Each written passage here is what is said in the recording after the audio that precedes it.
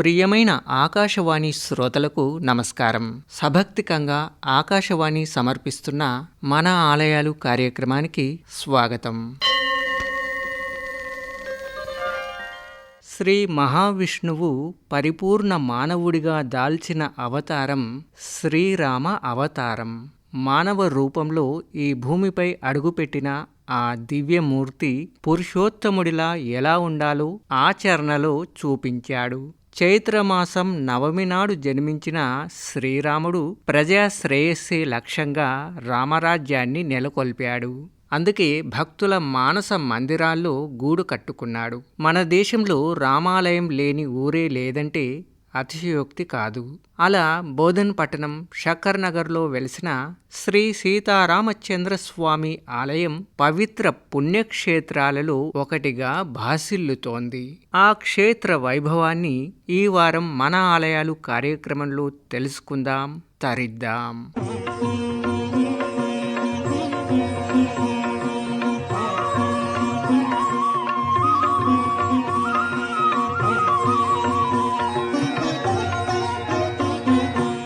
భక్తులకు నిత్య మంగళదాయకుడైన ఆ శ్రీరాముని మందిరం చక్కెర మరలకు పేరుగాంచిన బోధన్లోని షక్కర్ నగర్లో 7 దశాబ్దాలకు పైగా విరాజిల్లుతూ ఉంది.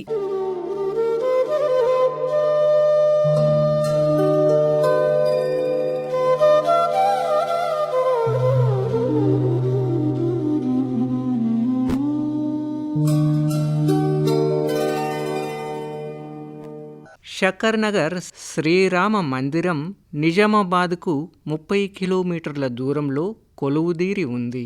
ఆ ఆలయంలో శ్రీ సీతారామ లక్ష్మణ హనుమ సమేతంగా వెలసిన పాలరాతి మూర్తులు దశాబ్దాలు గడిచిన వన్నెతరగని శోభతో ఆలయంలో భక్తుల పూజలందుకుంటూ విలసిల్లుతున్నాయి. రారా శ్రీ రఘురామ రారా శ్రీరామ రారా శ్రీ రఘురామ రారా శ్రీరామ పరిమేళ గంగాంబు అలదేను రారా పరిమేళ గంగాంబు అలదేను రారా రారా శ్రీ రఘురామ రారా శ్రీరామ ఇటు రారా శ్రీరామ పరిమేళ గంగాంబు అలదేను రారా అలదేను రారా.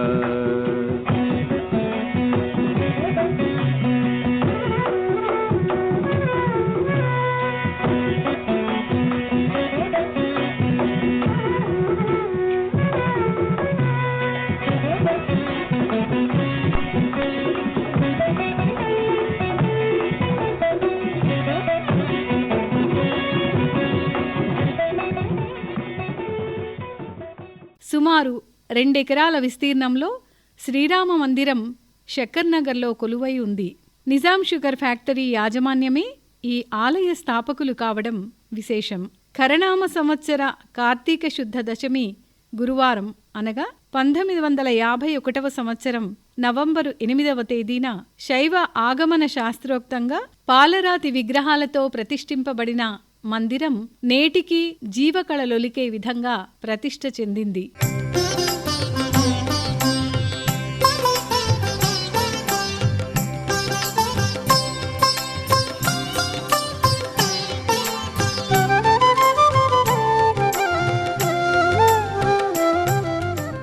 శ్రీ సీతారామ కళ్యాణ మహోత్సవ ఆహ్వాన ద్వారంగా మాత్రమే ఒకప్పుడు ఉండిన ఆలయం అద్భుతమైన రాజగోపుర ప్రతిష్టాపన జరిగి నేడు అత్యంత వైభవంగా అలరారుతోంది.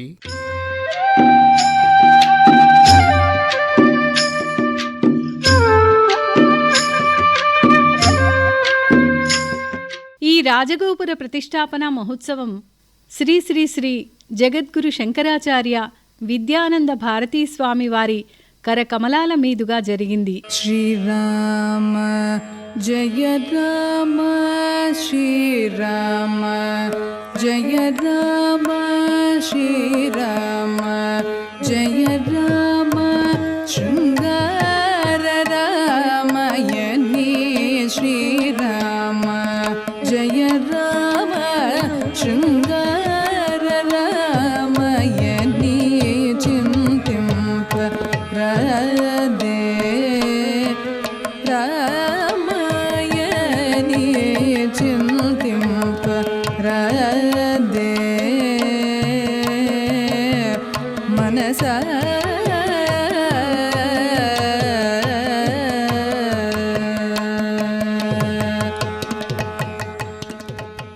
రాజగోపుర ద్వారంపై అద్భుత విష్ణు ప్రతిమలు 5 అంతస్తులుగా దర్శనమిస్తాయి.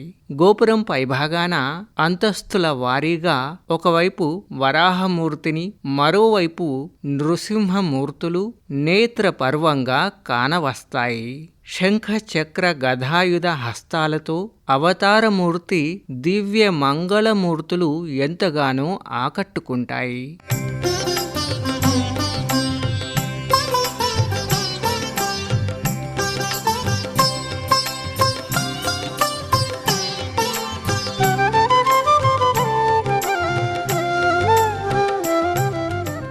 ఇక కార్తీక మాసంలో ఆకాశదీపం ప్రకాశించే ఎత్తైన స్తంభం ఉంది.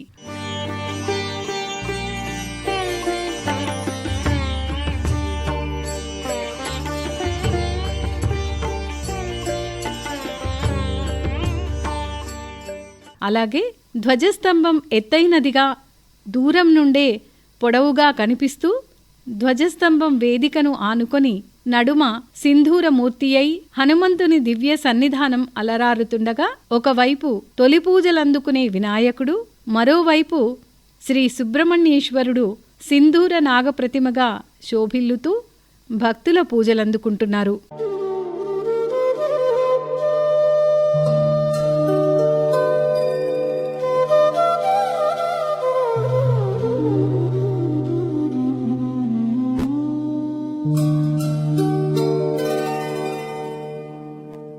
గర్భాలయంలో శ్రీరామచంద్రుడు సీతా లక్ష్మణ సమేతుడై ఆంజనేయుడు పాదాల చెంత సేవిస్తుండగా మకర తోరణంతో కొలువై దర్శనమిస్తాడు.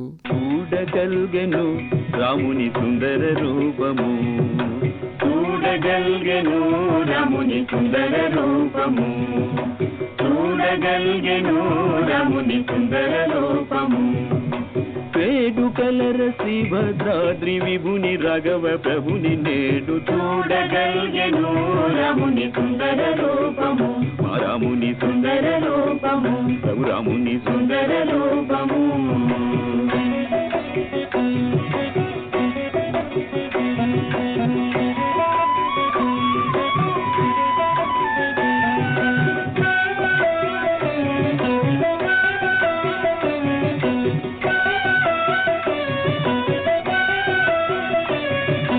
కరకు బంగారు మకుటము మెరయు కస్తూరి తిలకము, కరకు బంగారు మకుటము మెరయు కస్తూరి తిలకము.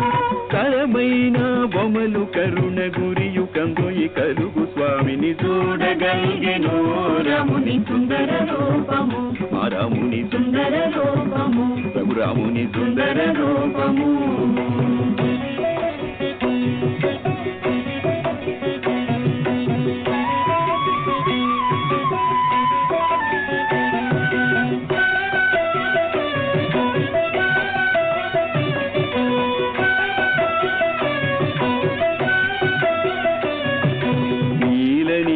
దేహము వేలి పసిడి చేలము, నీల నిరద దేహము వేలి పసిడి చేలము. చాల భక్త జనుల బ్రోవజాలు పదములు కలుగు స్వామిని చూడగల్గెను రాముని సుందర రూపము, మా రాముని సుందర రూపము, రఘురాముని సుందర రూపము.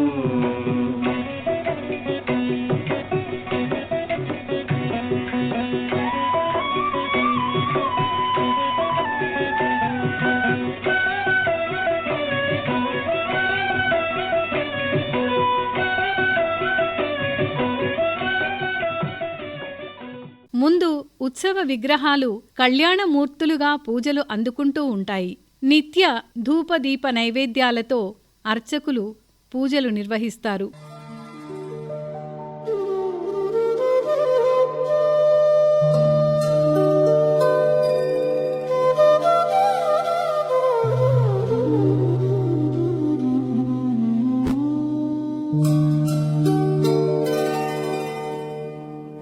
శ్రీ రామానుజుల విగ్రహం కూడా మూలమూర్తుల సన్నిధిలో ఉంది.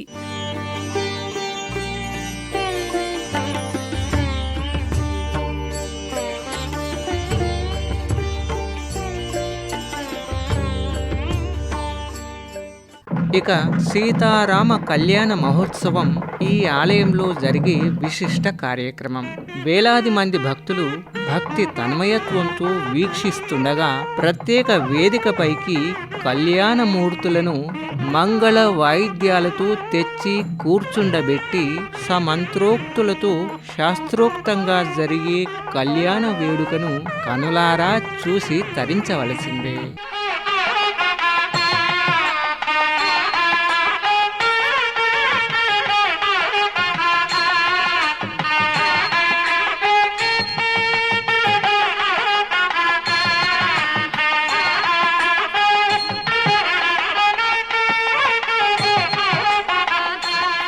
పూజా ద్రవ్యాలతో ఉత్సవమూర్తులకు శంఖపాత్రతో మంగళకరంగా పంచద్రవ్యాలతో అభిషేకం చేస్తారు.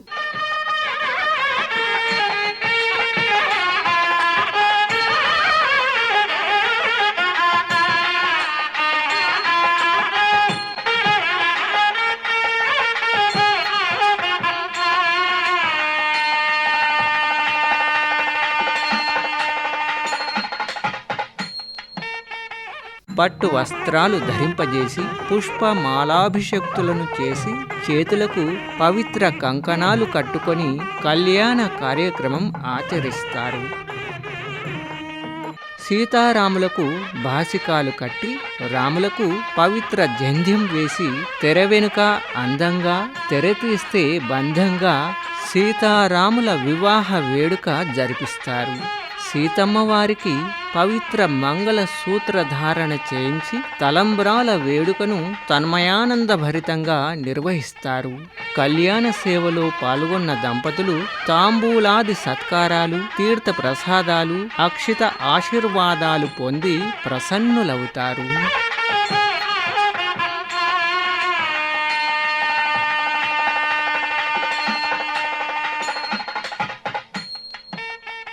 వసంత నవరాత్రుల ఉత్సవాల సందర్భంగా వేద పండితుల సమక్షంలో రామాలయ పాలక మండలి పల్లకి ఊరేగింపును నిర్వహించి అశేష భక్తుల సమక్షంలో సీతారామ కళ్యాణోత్సవం నిర్వహిస్తుంది.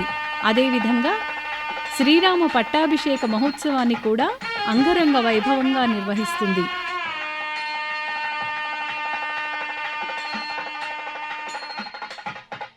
శ్రీరామ నవమికి శ్రీ సీతారామ మహోత్సవమే కాక నవరాత్రుల సందర్భంగా ఇక్కడ శ్రీరాముల వారు రోజుకొక్క అవతారంలో దర్శనమిస్తారు. సీతా లక్ష్మణ ఆంజనేయ విగ్రహాలు నిజరూప లావణ్యాలతో అలానే ఉండగా రోజుకొక్క అవతారంతో రాముని విగ్రహం అలంకరింపబడుతుంది. ఆది మత్స్యావతార మూర్తిగా, సముద్ర మథనానికి సహకరించిన కూర్మావతారంగా, భూగోళాన్ని తన గోరపై ధరించిన వరాహమూర్తిగా, హిరణ్యకశిపుని సంహరించి ప్రహ్లాదుని బ్రోచిన నృసింహునిగా, వటువుగా, విశ్వమంతా 3 అడుగులు ఆక్రమించిన వామనునిగా, క్షత్రియ సంహారక పరశురామునిగా, పురుషోత్తముడైన రామునిగా, వేణుగాన లోలుడైన శ్రీకృష్ణునిగా ఇలా రోజుకొక్క అవతారంతో బోధన్ పట్టణం షక్కర్ నగర్లో వెలిసిన శ్రీరామ మందిరంలో రాముని దర్శించుకోవడం భక్తులకు జన్మ కైవల్యకారకం.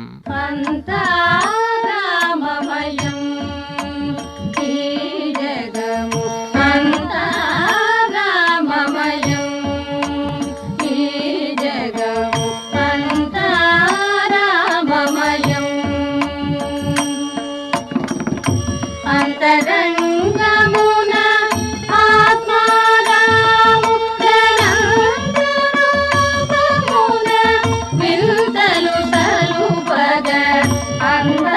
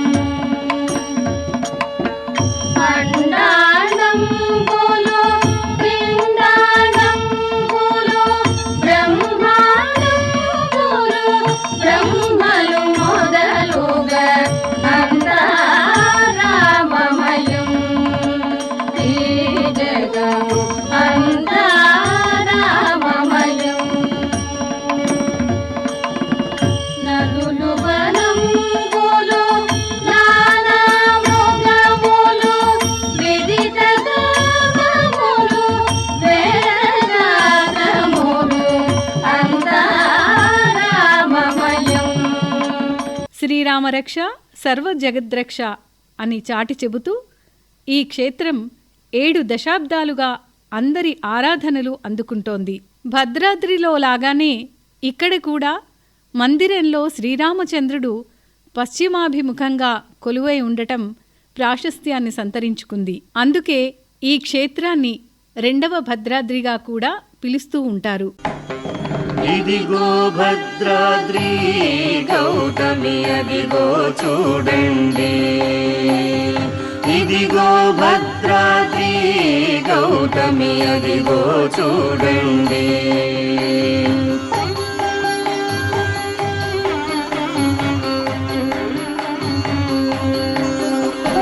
ముదముతో సీతా ముదిత లక్ష్మణులు కలిసి కొలువగా రఘుపతి ఉండెడి, ఇదిగో భద్రాద్రి గౌతమి అదిగో చూడండి.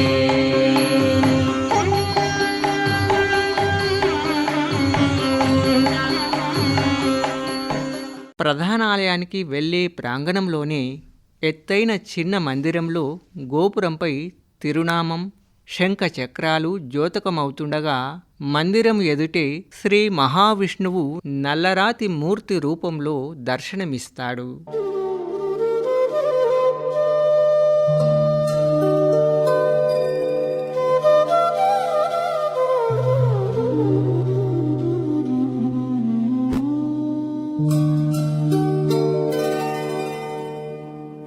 శ్రీ మహావిష్ణువు కొలువైన సన్నిధికి దగ్గరలోనే ధ్వజస్తంభానికి ఎడమవైపు ఎత్తైన వేదికపై నవగ్రహ మంటపం ఉంటుంది.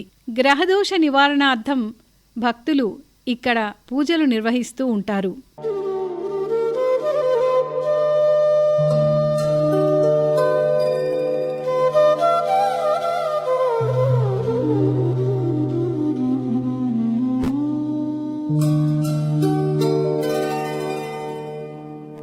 శ్రీరామ మందిర ప్రాంగణంలో నాగుల పుట్ట కూడా ఉంది. పుట్టలో పాలు పోసి పూజించుకుంటారు భక్తులు.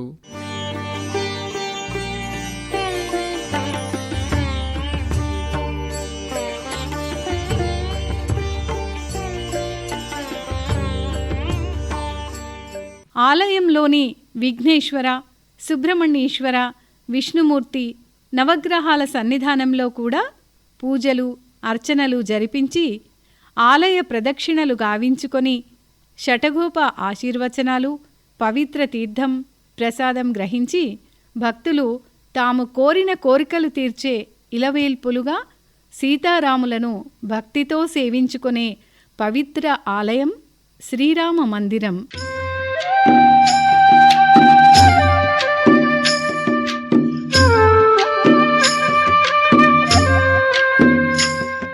ఈ క్షేత్రానికి బోధన్ పట్టణవాసులే కాకుండా పరిసర ప్రాంతాల నుండి కూడా అనేక మంది భక్తులు తరలివచ్చి పూజాధికాల్లో పాల్గొంటారు.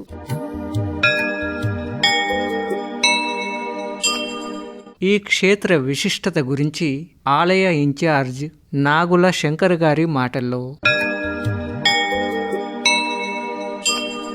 శ్రీరామ మందిరం, శంకర్ నగర్. నా పేరు నాగుల శంకర్. నేను నైజాం షుగర్ ఫ్యాక్టరీలో క్లర్క్గా పనిచేస్తూ 1975 నుంచి రామాలయంలో సేవలు కొనసాగిస్తున్నాను. అప్పటి నుంచి నేను 83 వరకు సేవలో పాల్గొనే తర్వాత 83 తర్వాత నాకు అధికారులంతా కలిసి ఇక్కడ రామాలయంలో ఇన్ఛార్జ్గా చేయడం జరిగింది. అప్పటి నుంచి సేవలు ఇప్పుడు 51 సంవత్సరాల నుంచి సేవలో పాల్గొని సేవ చేయడం జరుగుతున్నది. ఏంటంటే ఈ రామాలయము సీతారామ హనుమత్ సమేతంగా 8/11/1951 బ్రహ్మవేదమూర్తి దక్షిణామూర్తి గారిచే శైవ ఆగమన శాస్త్రోత్తరంగా పాలరాతి విగ్రహాలతో ప్రతిష్ఠించిన దేవతామూర్తులు. ఇక్కడ ఎవరికి ఏమనుకున్నా కానీ అది జరుగుతుంది. అంత ప్రత్యేకత ఈ రామాలయంలో ఉన్నది. అప్పటి నుంచి ప్రతి శనివారం భక్తులు అధికంగా వచ్చి రాముని ఆశీర్వాదం తీసుకొని వెళ్తారు. ఎందుకంటే ఇక్కడ ఉన్న విగ్రహాల్లో చాలా కళ ఉన్నది. మేము కూడా అప్పటి నుంచి ఇప్పటి వరకు ఈ రామాలయంలో ప్రతి శనివారం భజన జరుగుతుంది. ప్రతి సంవత్సరము ధనుర్మాస పూజలు జనవరిలో జరుగుతాయి. తర్వాత శ్రీరామనవమికి నవరాత్రులు 9 రోజులు నవరాత్రులు జరుగుతాయి. శ్రీరామనవమి పట్టాభిషేకం జరుగుతుంది. శ్రీరామనవమికి దాదాపు పలు గ్రామాలు ఇక్కడికి వస్తాయి. తర్వాత ఏంటంటే పట్టాభిషేకం రోజు అన్నదాన సంతర్పణ, 5,000 మందికి అన్నదాన సంతర్పణ జరుగుతుంది ఇక్కడ. దాని సందర్భంగా భక్తులు అధిక సంఖ్యలో వచ్చి కార్యక్రమం జయప్రదం చేస్తారు. అలాగే తర్వాత శ్రీరామనవమి అయిన తర్వాత మన వినాయక చవితి ఉత్సవాలు ఇక్కడ బాగా బ్రహ్మాండంగా జరుగుతాయి. తర్వాత నవరాత్రులు, దేవీ నవరాత్రులు కూడా బ్రహ్మాండంగా జరుగుతాయి ఇక్కడ రామాలయంలో. ఎప్పుడు భక్తులు ఎక్కడ కొంగు బంగారంగా రామచంద్ర ప్రభును అంటిపెట్టుకొని మొక్కిన వారికి అన్ని విధాలా తీర్చిన రామచంద్ర ప్రభు, సీతమ్మవారు ఇక్కడ అద్భుత శక్తి గల రామాలయంలో ఉన్న విగ్రహాలు చాలా అద్భుత శక్తి. అప్పటి నుంచి ఇప్పటి వరకు ఎవరికి కూడా ఎటువంటి మొక్కులు మొక్కినా కానీ వాళ్ళకి తీర్చిన భగవంతుడు రామచంద్ర ప్రభు. నేను కూడా నమ్ముతూ అప్పటి నుంచి ఇప్పటి వరకు నమ్ముతూ రాముని సేవలో పాల్గొన్నాను. ఎప్పుడైతే నైజాం షుగర్ ఫ్యాక్టరీ 2002లో ప్రైవేట్ వ్యాపారం అయిపోయింది, అప్పటి నుంచి దీనికి నిధులు లేకుంటే ఒక కమిటీ వేసి కమిటీ ద్వారా రామాలయం నడిపిస్తున్నాము. దానిలో భాగంగా అప్పటి నుంచి కూడా ప్రతి శనివారం అన్నదాన కార్యక్రమం జరుగుతున్నది. ఈ రామాలయంకు ఫ్యాక్టరీ డబ్బులు ఇవ్వడం బంద్ చేయడం ద్వారా మేము కమిటీ వాళ్ళ అంతరం కలిసి పైన రామాలయం ప్రక్కన కింద 8 రూములు, పైన 8 రూములు కట్టాము. దాని ద్వారానే రామాలయం నిర్వహించడం జరుగుతున్నది.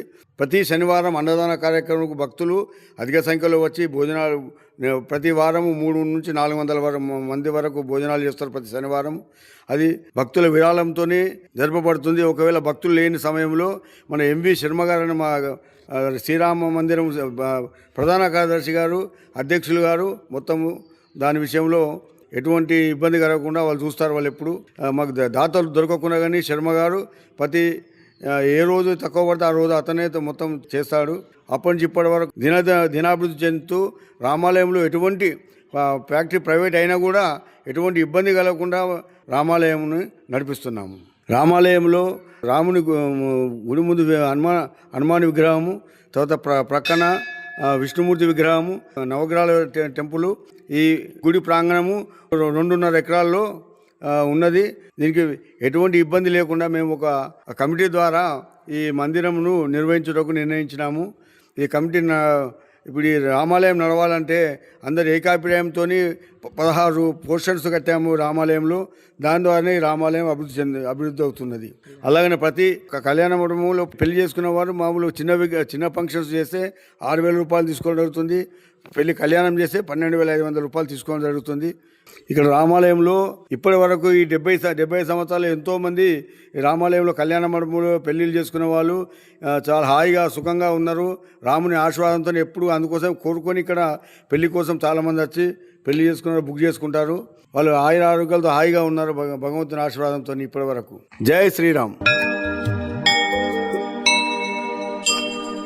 ఇంకా కొంతమంది భక్తులు ఈ ఆలయంతో ఉన్న అనుబంధాన్ని, తమ భక్తిని ఇలా తెలియజేస్తున్నారు. అందరికీ నమస్కారం. నా పేరు కె జ్ఞానేశ్వర్, శక్కర్నగర్ నివాసిని. నేను ప్రభుత్వ ఉద్యోగి, రిటైర్ అయ్యాను. ఇక్కడే పుట్టాను. మా జనరల్ హాస్పిటల్నే ఇక్కడే పుట్టాము. ఇక్కడ నుంచి రామ మందిరాన్ని చూస్తూ వస్తున్నాము. మాకు మొదటి దైవం అంటే ఇదే శ్రీరామ మందిరం శక్కర్నగరే. ఈ మందిరం చాలా అభివృద్ధిలో ఉండేటప్పుడు మేనేజ్మెంట్ ఫ్యాక్టరీ వాళ్ళు చేసేవాళ్ళు చాలా కలకల్లాడుతుండే. మాకు ఇక్కడ జాతర కూడా శ్రీరామనవమికి 5 రోజులు అవుతుండే.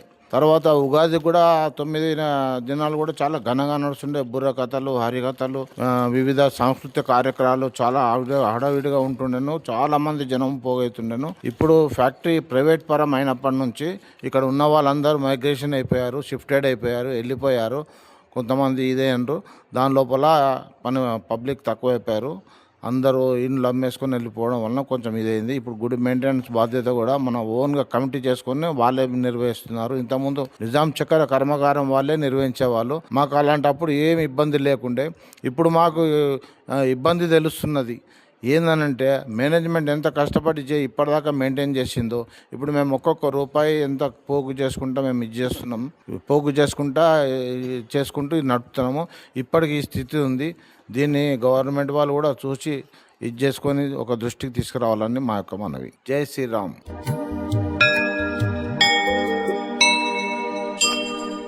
నేను సుబ్రహ్మణ్యము. మా ఫాదర్ శ్రీనివాసన్, మదర్ ధనలక్ష్మి. మా మదర్ వచ్చి ధనలక్ష్మి టీచరు మధుమాల హై స్కూల్లో. ఫాదర్ వచ్చి షుగర్ ఫ్యాక్టరీలో అకౌంట్స్ డిపార్ట్మెంట్లో వర్క్ చేసేవాళ్ళు. చిన్నప్పటి నుంచి నేను పుట్టింది శక్కర్నగర్ ఫ్యాక్టరీ హాస్పిటల్లో పుట్టాను. చదివింది కూడా మధుమలంచాలో. త్రూఅవుట్ నా చైల్డ్హుడ్ అంతా ఇక్కడనే గడిపినాను. ఆ రోజులు అస్సలు మరవలేము. అప్పట్లో శ్రీరామనవమి అంటే అది 2 నెలల పండుగ. హరికథలు, బుర్రకథలు వాళ్ళంతా వచ్చి సుబ్బారెడ్డి సార్ వాళ్ళ ఇంటి ముంగట వాళ్ళు ఉండి వారం అంతా ఉండి ప్రాక్టీస్ చేసి చాలా మంచి అనుభూతి ఉంటుండే. అప్పట్లో టీవీ గీవీ లేదు కాబట్టి మాకు అదే ఎంటర్టైన్మెంట్ చాలా. కానీ ఇప్పుడు నేను ఎవ్రీ టైం వచ్చినప్పుడల్లా ఈ టెంపుల్కి వస్తున్నాను, ఎవ్రీ టైం. మొన్న శ్రీరామనవమికి జ్ఞానేశ్వర్ నాకు ఒక్క ఫోన్ చేసి, ఈసారి రామనవమికి కొంచెం ఫైనాన్స్ ఇబ్బంది అవుతుందంటే నేను నియర్లీ 75,000 వరకు నేను, మా ఫ్రెండ్స్, రిలేటివ్స్ అందరూ దేవునికి మేము డొనేట్ చేశాము. సో నాకు అంటే మంచి అట్మాస్ఫియర్ నేను ఐఎమ్ మిస్సింగ్. చైల్డ్హుడ్లో ఎంజాయ్ చేసిన అట్మాస్ఫియర్ నేను చాలా మిస్ అవుతున్నాను. సో మా మదర్ కూడా ఎప్పుడు శక్కన్నర్కి వెళ్ళినా, గుడికి వెళ్ళినావా ఫోటోలు తీసుకురా చూపి, ఎప్పుడు రామస్మరణం అయితే మా అమ్మ లైఫ్ లాంగ్. రామకోటి 94 ఏజ్ వరకు కూడా రాసింది మా అమ్మ రామకోటి. మళ్ళీ ఆమె హ్యాండ్ రైటింగ్ ప్రింట్ ఎవరు రాసింది అనరు, శ్రీరామ అని తెలుగులో రాసేది ప్రింటే. ఇప్పటికి ఉన్నాయి నా దగ్గర బుక్స్ అవన్నీ. Okay, thank you. తక్కువేమి మనకు రాముండొక్కడుండు వరకు, తక్కువేమి మనకు రాముండొక్కడుండు వరకు, ప్రకతోడుగా భగవంతుడు మన చక్రధారి అయి చెంతనేయుండగా, ప్రకతోడుగా భగవంతుడు మన చక్రధారి అయి చెంతనేయుండగా, తక్కువేమి మనకు రాముండొక్కడుండు వరకు.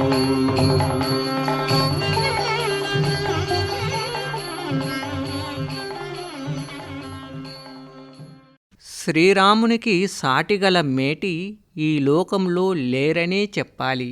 అన్ని సుగుణాలు రాశులుగా పోసిన నిలువెత్తు ధర్మమూర్తి మన శ్రీరామచంద్ర ప్రభువు.